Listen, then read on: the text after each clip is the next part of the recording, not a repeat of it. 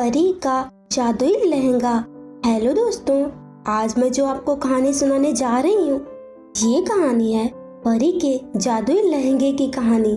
तो चलिए दोस्तों, कहानी की शुरुआत करते हैं। किसी गांव में एक प्रतिभा नाम की औरत रहती थी जिसकी एक बेटी थी जिसका नाम चांदनी था। चांदनी 10 साल की थी और अपनी माँ के साथ रहती थी। चांदनी हमेशा से ही लहंगा पहनना चाहती थी, पर उसके पास इतने पैसे नहीं थे कि वह लहंगा खरीद सके। एक दिन वह अपनी माँ के साथ मार्केट गई, तभी उसने एक शॉप में लहंगा देखा। वह लहंगा चांदनी परी को बहुत ही पसंद आया। वह अपनी माँ से बोली, माँ, वो लहंगा कितना अच्छा है, मुझे तो वही लहंगा चाहिए।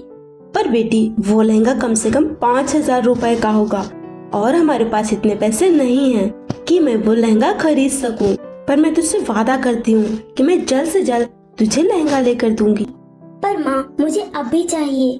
उसके काफी कहने के बाद भी उसकी माँ उससे लहंगा लेकर नहीं देती है। वह बहुत ही उदास हो जाती है। एक आइसक्रीम की दुकान पर जाकर उसकी माँ बोली, तुम आइसक्रीम खाओगी?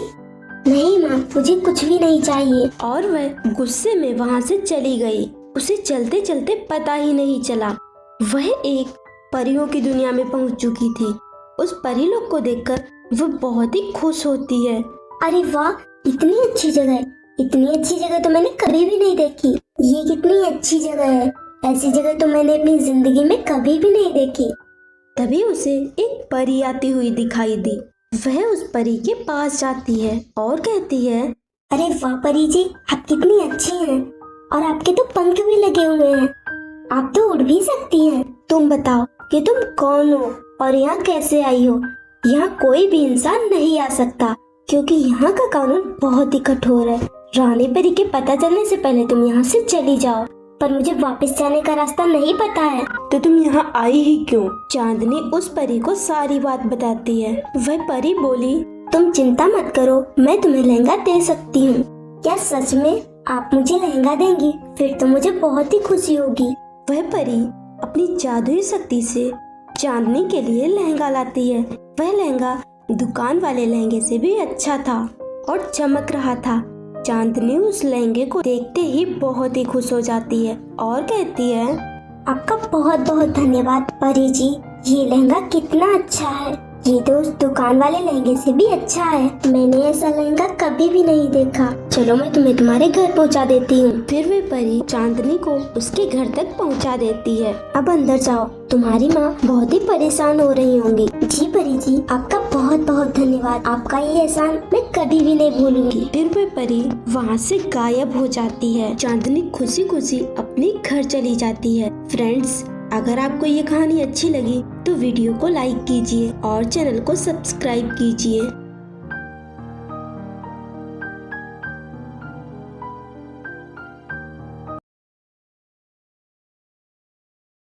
धोखेबाज सौतेली बेटी।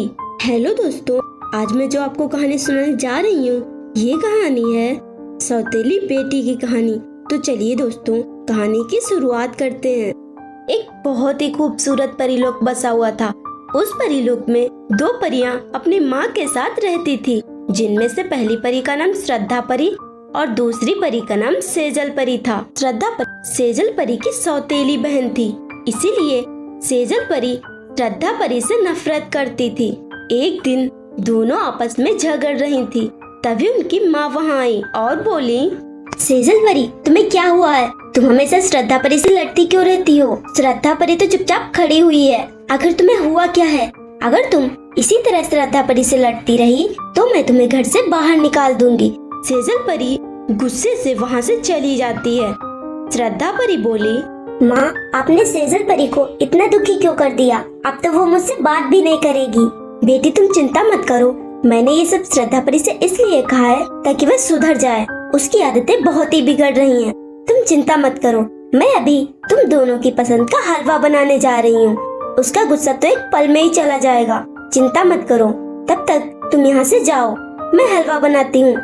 श्रद्धा परी वहाँ से चली जाती है। कुछ देर बाद दोनों की माँ दोनों परियों को खाने की टेबल पर बुलाती हैं। दोनों परियां वहाँ आ जाती हैं। सेजल परी बोली, अब मेरी क्या गलती है, क्या किया है मैंने? तुमने कुछ किया नहीं है, वो मैंने तुम्हें हलवा खाने के लिए बुलाया। पर मैंने तो नहीं कहा था ना हलवा बनाने के लिए। मुझे नहीं खाना, मुझे जो भी खाना होगा वो मैं खुद बना लूंगी। सेजल परी गुस्से से वहाँ से चली जाती है। इसी तरह कुछ दिन बीत जाते हैं। एक दिन सेजल परी सोचती है, मैं रोज रोज के तमाशे से तंग आ चुकी हूँ, मुझे कुछ तो करना होगा, अब बस बहुत हो चुका। कुछ देर तक सेजल परी कुछ प्लान बनाती है और वहाँ से चली जाती है और अपनी माँ के पास पहुँच जाती है और कहती है, माँ मुझे आपको कहीं ले जाना है। पर कहाँ? चलो तो फिर बताती हूँ। नहीं, मुझे भी बहुत काम है, मैं अभी नहीं जा सकती, तुम जाओ। अगर आप नहीं जाएंगी तो फिर मैं आपसे कभी भी बात नहीं करूँगी। ठीक है, तुम रुको, मैं 1 घंटे में काम खत्म करके आती हूँ। ठीक है, आप जल्दी जाइए। उसकी माँ वहाँ से चली जाती हैं। धीरे धीरे 1 घंटा बीत गया। इतनी देर तक क्या हो रहा है, मैं खुद ही जाकर देखती हूँ कि आखिर चल क्या रहा है। चलो चलते हैं। सेजल परी अपनी माँ के साथ वहाँ से चली गई और एक नदी के पास पहुँच गई।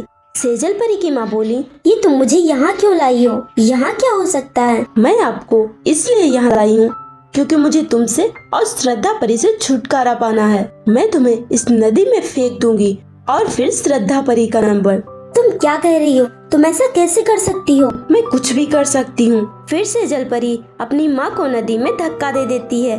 उसकी माँ नदी में गिर जाती हैं। तभी वहाँ श्रद्धा परी आ जाती है। वह बोली, ये तुमने क्या किया? तुम ऐसा कैसे कर सकती हो? अब तेरा भी वही हाल होगा। इतना कहकर सेजल परी गन निकालती है और कहती है, अब तेरा भी वही हाल होगा जो माँ का हुआ है। अरे मैं तो भूल ही गई थी, इसमें तो गोली ही नहीं है। कोई बात नहीं, तेरे लिए तो मैं ही काफी हूँ। फिर सेजल परी श्रद्धा परी को नदी में धक्का देने के लिए आगे बढ़ती है, पर वह खुद ही नदी में गिर जाती है और चिल्लाने लगती है। श्रद्धा परी उसे नदी से बाहर निकालती है। सेजल परी को अपनी गलती पर बहुत ही पछतावा होता है। वह श्रद्धा परी से माफी मांगती है। श्रद्धा परी बोली, तुम्हारे माफी मांगने से माँ वापस नहीं आ जाएंगी, मैं तुम्हें कभी भी माफ नहीं कर सकती। श्रद्धा परी वहाँ से चली जाती है। फ्रेंड्स, अगर आपको ये कहानी अच्छी लगी तो वीडियो को लाइक कीजिए और चैनल को सब्सक्राइब कीजिए।